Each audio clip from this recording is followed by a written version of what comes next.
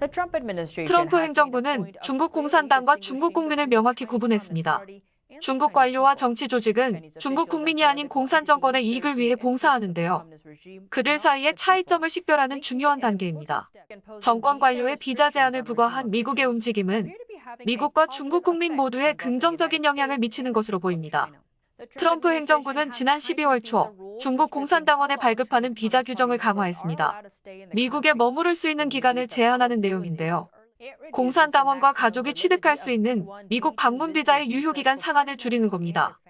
이로 인해 머무를 수 있는 기간이 기존 10년에서 1개월로 줄었습니다.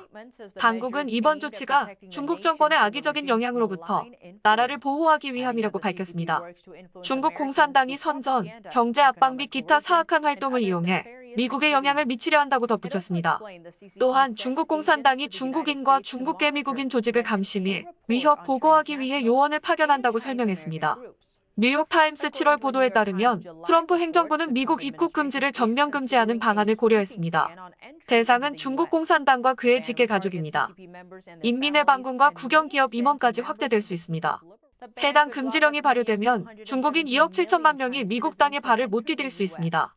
지난 12월 21일 미 국무부는 중국 공산당 관료의 추가 비자 제재를 가하겠다고 발표했습니다. 특히 인권 탄압에 가담한 것으로 의심되는 인물들이 제재 대상입니다. 직계 가족도 제재 대상입니다. 해당 제재 이후 공산당을 탈퇴하려는 중국인들이 늘었습니다. 16년 전 시작된 공산당 탈당 운동. 공산당과 소속 조직을 떠난 사람은 현재까지 3억 7천만 명에 이릅니다. 비자 제재는 중국 공산당 관료에만 제한된 것이 아닙니다. 선전 활동으로 악명 높은 중국 공산당은 해외 중국인 유학생들에게 정당하지 못한 일을 시키는데요. 이제 이들이 제재 대상이 됐습니다. 미 국무부는 지난해 2월 미국 내에서 운영하는 중공 관영 언론사들을 외국 대행기관으로 지정했습니다. 이에 따라 중공 관영 언론사 5곳은 직원과 재산 등 정보를 미국 정부에 의무적으로 공개해야 합니다. 신화통신 등 5곳이 외국 대행기관으로 지정됐습니다. 3월 2일 국무부는 5개 주요 관영 매체의 직원 수를 제한했습니다. 폼페이오 국무장관은 성명에서 해당 대행기관들은 전체 직원을 160명에서 100명으로 줄일 것을 요구했습니다. 이 때문에 이들은 직원 절반가량을 감축해야 했습니다. 지난해 6월에는 인민일보를 비롯한 4곳이 외국 대행기관 리스트에 추가됐습니다. 같은 날 트럼프 대통령은 H-1B 비자 소지자의 미국 입국을 중지하거나 제한하라는 행정명령에 서명했습니다. H-1B 비자는 특수 전문 분야 직업에 한해 외국인이 미국에서 일할 수 있도록 허가하는 비자입니다. 제한 조치는 2020년 12월 31일에 만료됐습니다. 트럼프 대통령은 성명에서 5월 29일 중국 인민해방군과 연계된 중국인이 학생 또는 연구원 비자로 미국에 입국하는 걸 금지했습니다. 학생 비자와 교환 비자로 미국에 오는 중국 대학원생과 박사 후 연구원이 대상입니다. 로이터 통신에 따르면 미국은 9월까지 중국인 1,000명 이상의 비자를 취소했습니다. 안보 위협으로 여겨지는 학생과 연구원들의 입국을 막는 조치였습니다. 2020년은 공자학원에 쉽지 않은 해였습니다. 지난해 8월 미국 내 공자학원이 외국 대행기관으로 규정됐습니다. 중국 공산당의 선전기관으로 여겨지는 공자학원. 중국 공산당은 중국어와 중국 문화를 알리는 기관으로 소개된 공자학원에 자금을 지원하고 있습니다. 전미학자협회는 조사보고서에서 공자학원 교사들은 교실에서 파룬궁 탄압, 선안문 사태, 티베트, 그리고 대만, 중국 공산당의 정통성 등의 주제를 언급하지 못한다고 밝혔습니다. 중국이 아닌데도 수업에서 언급했을 시 해고당할 수 있다고 했습니다. 공자학원 공식 웹사이트에 따르면 전 세계의 공자학원 또는 공자교실이 500곳이 넘는데 미국에는 90곳이 있습니다. 올해까지 공자학원 최소 63곳이 유럽과 미국에서 문을 닫았습니다. 남중국해 영유권을 강력히 주장하고 있는 중국. 영유권의 근거로 남해구단선, 즉 9개 점으로 이뤄진 선을 내세웠습니다. 하지만 중국 정부는 본인의 주장을 내세우며 이웃 나라들을 괴롭히는 것으로 알려져 있죠. 배타적 경제 수역을 침범해 남의 자원을 갈취하는 것이 그 애입니다. 중국 선박이 대만 해안을 과도하게 굴착해 대만 해안 인근 땅이 가라앉을 정도였다는 것이 하나의 사례입니다. 중국 정부의 영유권 주장 근거 남해구단선. 남해구단선은 남중국해 전체를 둘러쌉니다. 중국을 이를 근거로 대부분의 해역의 영유권을 주장하는데요.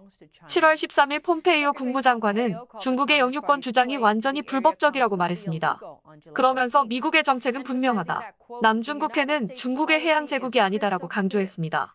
중국은 자원이 풍부한 남중국해 약 90%의 영유권을 주장합니다. 하지만 인근 나라 브루나이, 말레이시아, 필리핀, 대만 및 베트남도 영유권을 주장하고 있습니다. 매년 약 3조 달러 상당의 무역 거래가 이 지역을 통해 이루어집니다. 시진핑 중국 공산당 총서기는 미국의 남중국해를 군사화하지 않겠다고 약속했습니다. 하지만 그 약속은 지켜지지 않았습니다. 최근 몇 년간 남중국해의 작은 섬을 군사기지화한 중국. 중국이 더 자주 군사훈련을 실시할수록 남중국해를 둘러싼 긴장은 높아지고 있습니다. 이러한 도발에 맞서기 위해 미국은 남중국해에서 해군 훈련을 강화했습니다. 미국 정부는 7월 4일과 17일 해상 훈련을 위해 주요 항공모함 2대를 보냈습니다. 이틀 후 미국과 일본, 호주는 남중국해와 필리핀 해역에서 합동 군사훈련을 진행했습니다. 임무 직후 미국 항공모함 1대가 인도양에서 인도군과 합동훈련을 시작했습니다.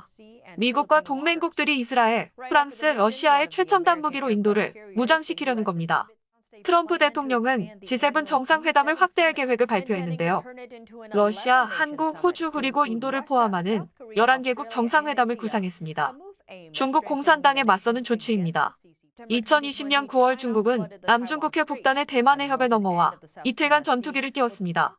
항공기는 대만의 방공식별 구역을 통과했습니다. 행사 기간은 미국 최고위급의 대만 방문 일정과 일치했습니다.